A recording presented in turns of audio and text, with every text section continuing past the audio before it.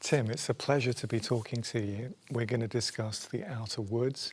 Firstly, tell me a little bit about your experience of the Radar Commission and what it means to you as a young musician to receive it.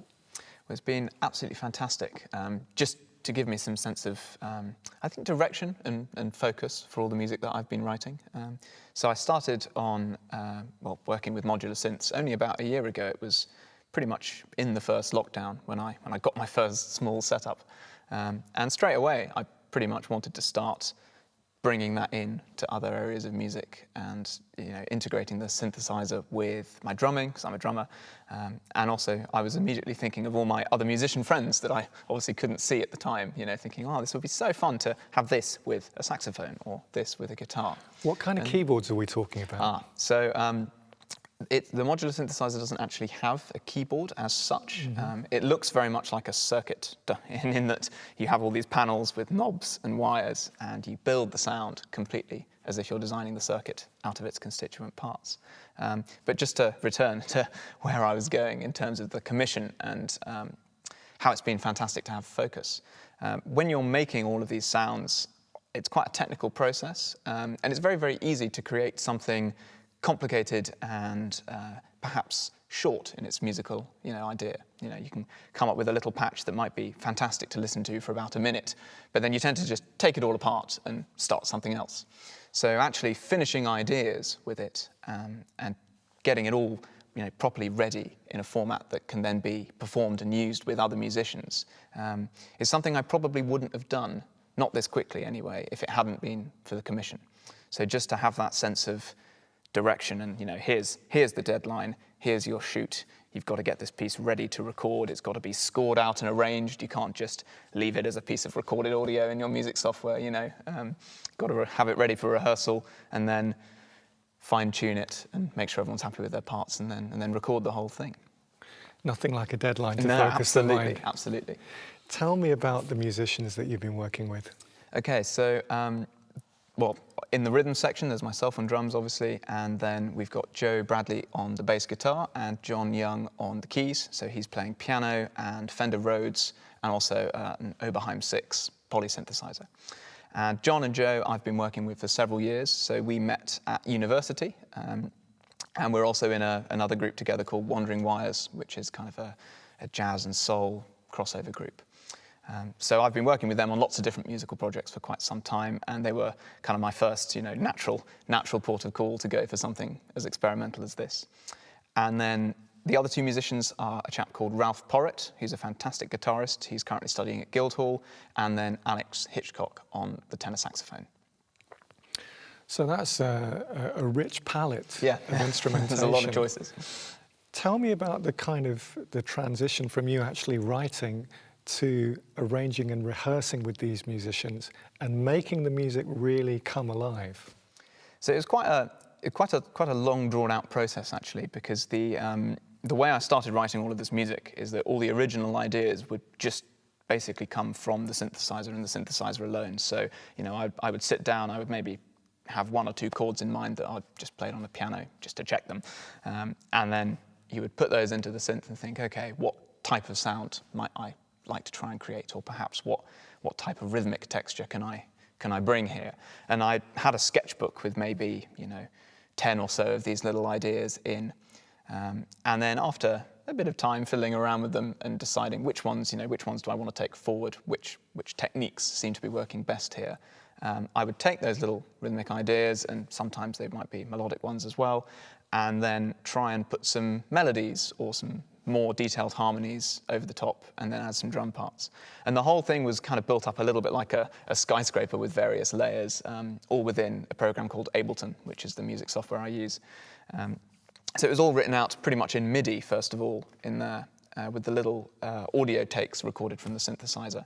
And then all the saxophone parts and the guitar parts and even some of the piano parts were all just MIDI virtual instruments in there. And the project existed in that state for probably a couple of months before I started scoring things out into stuff that was actually readable, and then sending it all around to the musicians and getting them to try it out at home, in their bedroom, and send me back little demo recordings on their phone, or if they've got a simple recording setup. Which I imagine was very satisfying for you as a composer to actually have this real music in inverted commas coming back to you. Absolutely, it completely changed my outlook on the whole thing. You know, to finally get something coming back and then into the project that wasn't just your virtual instrument, you know, that had that was being performed or played by somebody that really did know what they were doing with their, you know, with their instrument. And it really helped me to, I think, push forward and develop some of the ideas. Like once you just get those first couple of bits of audio coming back from someone, you can tell very, very quickly when something works and when it doesn't. You know, so certain phrases that you thought might be, you know, oh, that might be fine on a guitar, for instance, and then you get when back, you actually hear them, you go, no, need to change that. Yeah. So I mean, it's not the same, obviously, as being able to do all this in a rehearsal room. You know, ideally, what you would do is you would have your, for me at least, you'd have your, you know, selection of initial ideas, and then you would sit down in a room with all your musicians and say, right, here's my bass, or my bass idea. What do you want to do with this? What would you like to contribute? And that process might take a couple of days, but it's much better when it's done in person. And doing it remotely, as we were doing, in that sense, was a little bit of a challenge because the stuff I had to send to people was a lot more, I think pre-prepared is probably the word I'm looking for. You know, I had to send them something quite specific in terms of, you know, scoring or just even written instructions. You know, this is what I want you to do here. Have a go at it, and if you think it doesn't work, tell me and we'll change it. So some of that collaboration was a little bit watered down, I think, by the process of doing it virtually. But it did work, I think. So it sounds as if it's been quite staggered, where it's like fine-tuning, stuff going back and forth, which is probably not ideal for a composer. Yet at the same time, I think that may have given you the advantage of extra headspace to like really be able to weigh things up quite objectively. Yeah, before absolutely. You went forward. Absolutely, yeah. And it also means that certain parts of the project kind of get, I don't want to say taken for granted, but you can. It's very easy to get stuck on something when you've been listening to it for such a long time. So it goes in both ways. So when something takes a long time to come back to you, you tend to listen to it with more fresh ears. But also if you've been writing the same piece of music for like 9 months, you know, the very basic chords and kind of simple melodic ideas that make up the piece, some of them date all the way back to sort of August, July last year. So then consequently, it's quite difficult to keep hearing them objectively all the way through that process. But when you're constantly exchanging ideas with people, you know, even if it's just via the internet, it does really help with that process. So Tim, the music is very eclectic. Sometimes there's a very ethereal atmosphere. Other times it's quite funky and danceable. We get a real sense of a wide range of influences. One of your fellow Breakthrough Commission recipients, Roella Oloro, was talking about the importance of artists like Thundercat, who are obviously mixing jazz with electronic music. I might think of a producer like Floating Points as well. Can you tell me about some of the people who've inspired you? Absolutely, yeah. So Floating Points, as you mentioned, he really is one of my huge inspirations. I remember, well, I think it's his second, maybe it's his first album. Elenia? I hope I haven't got that wrong. Yeah, Elenia, the one with the white cover and then the really cool black art on it. Yeah, I remember listening to that, and that was one of those records that when you put it on, you think, gosh, I've never heard anything like this at all.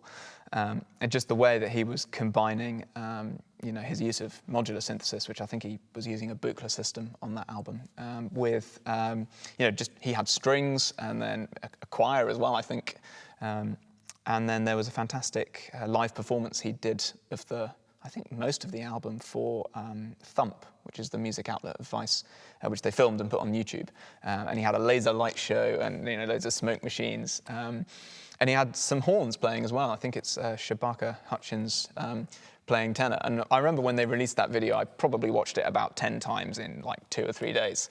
You know, just absolutely obsessed with how he was bringing together all these grooves and this quite cinematic way of writing music. You know, everything's really quite big and dramatic, but at the same time you have this contrast with these lovely sort of quite small, delicate synthesizer sounds, and then you have this big roaring tenor that comes through, absolutely, you know, dominating with a really, really huge solo. And it's that combination, I think, of like dramatic and really, you know, large music, but also very intimate and very intricate sounds that you can't really make with any other instrument other than a a modular synthesizer that really, really inspires me about this sort of crossover.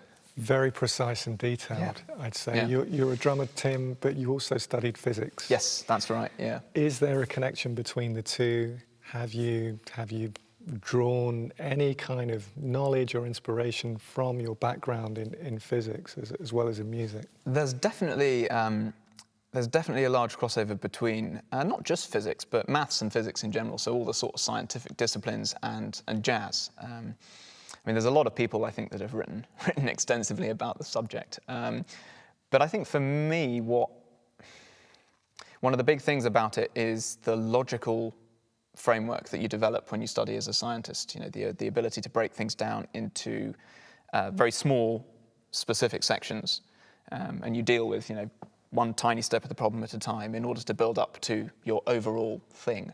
And yes, there's a lot of different ways to write music, but I think that is a common process that everybody goes through. You know, you have an overarching vision that you want to achieve, but that process gets compartmentalized down into lots of very tiny steps.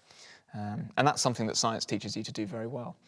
I suppose from a technical standpoint as well, there is a fairly obvious bridge between physics and modular synthesis, at least, simply because you need to be able to read a circuit diagram really to fully understand signal flow and then really engage with the modular platform.